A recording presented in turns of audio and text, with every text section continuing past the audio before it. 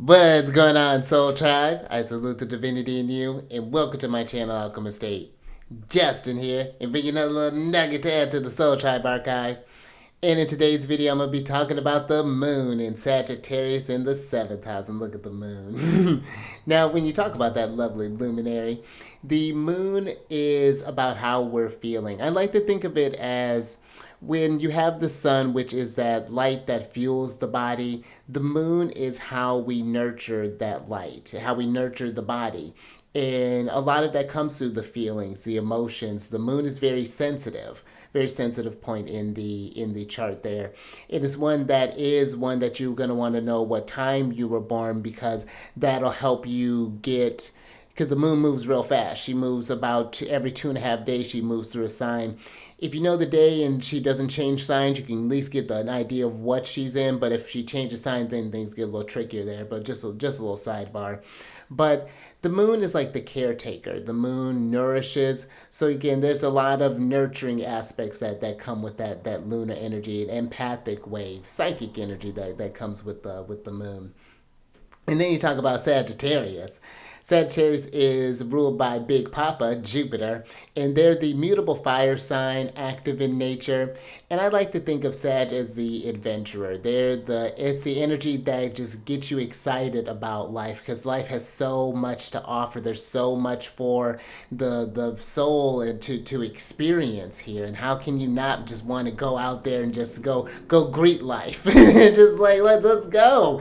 I mean, from the sun shining on you. So there is a larger than life quality too about Sag. There's this seeking something bigger than oneself. There's something really, really cool there with Sagittarius. Like, what are you aiming for? What do you want to be? That big vision of yourself. A lot of enthusiasm, I think, too, that comes with Sag.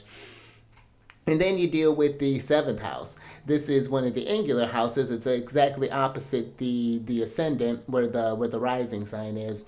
And some of the aspects that the 7th house covers would be like your marriage or your spouse. And this can be all contractual relationships, whether this is in business, this is a student teacher, guru disciple, or even like a therapist and patient, whatever that sort of like one-on-one relationships that we're talking about with the 7th house there. This could even be about enemies. That's another thing to consider. But living abroad, that's another aspect that comes up there with the 7th house.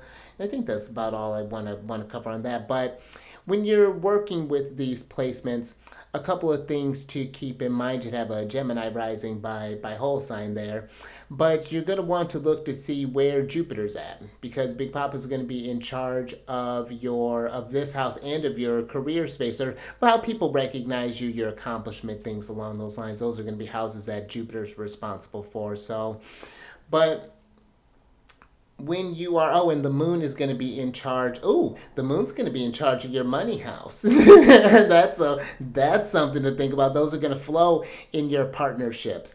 And one of the things that I like to talk about with the 7th house is that you're going to learn through relationships. You don't necessarily have to like always be in one, but they are going to be something that you get a lot from, or at least that's where you want to try to nurture those relationships. I think with Sag, that expand your world, that get you excited, that raise you up, and then in turn you raise them up. You're learning some things, they're learning some things, and just like you're keeping those relationships alive, and sensing when there's something that's bringing the energy down. Because maybe one disadvantage, let's say if the moon has some harsh aspects, maybe this could be, I think Sag can have a way of over exaggerating things. And I think even like where they're over exaggerating what someone can bring, and not to say that the person can't, but you have maybe this over idealized version of the person. And then when they don't deliver, then there's this then there's that disenchantment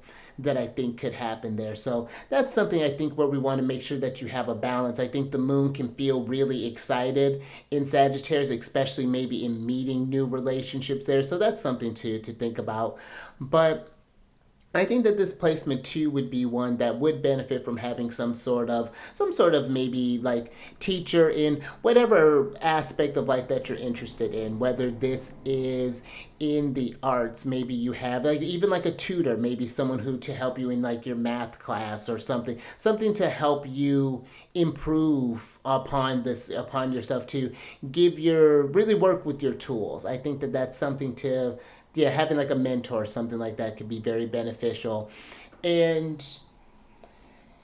being open to that feedback again from others, and not just in the good relationships that you have, but if you did have relationships that maybe went a little sour, went a little south, what happened there? And not necessarily just like how this all the ways that that person could be better. It's like, you know what, well, how did I let certain signs come through? Was I not, did I express boundaries but then I didn't hold them? Those could be just some good feedback, I think, even from the enemy's perspective of it.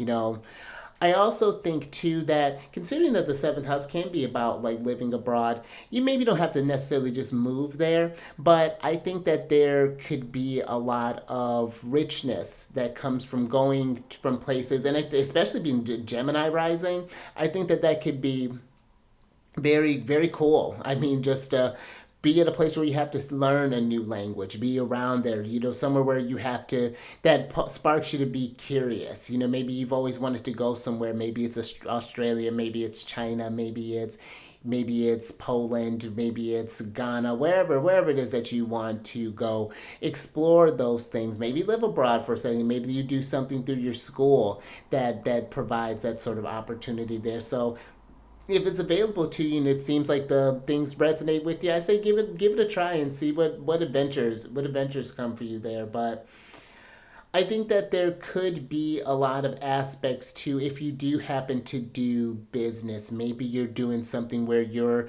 nurturing the fire in other people. Maybe different techniques. This could be very good, like kind of life coaching sort of energy. That moon is sensitive to the other's needs, can see the other's potentials, and know how to, again, that Sagittarius, where it can maybe exaggerate a little bit, but sometimes that's what you need to give you that extra spark of enthusiasm. I think there could be something even really neat there, a gift there to explore as well. And who knows, you may again, this could be where you form some cool partnerships, you're doing some businesses, whatever that might look like. That I think that could be a very, very business savvy type of moon there, with very charismatic type of moon placement there. But those are just some very general things to just kind of think about. You definitely need the whole chart to get a better view of what's going on.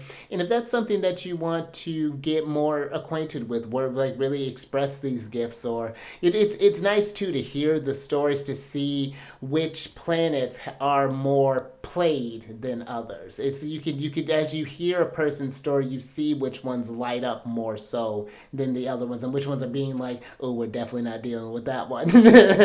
So, but if that's something that's resonating with you, down in the description box, there's a way for you can contact me, and we can discuss the different services that I provide, and then get that all set up for you. So maybe look at that, forming another relationship for another contract.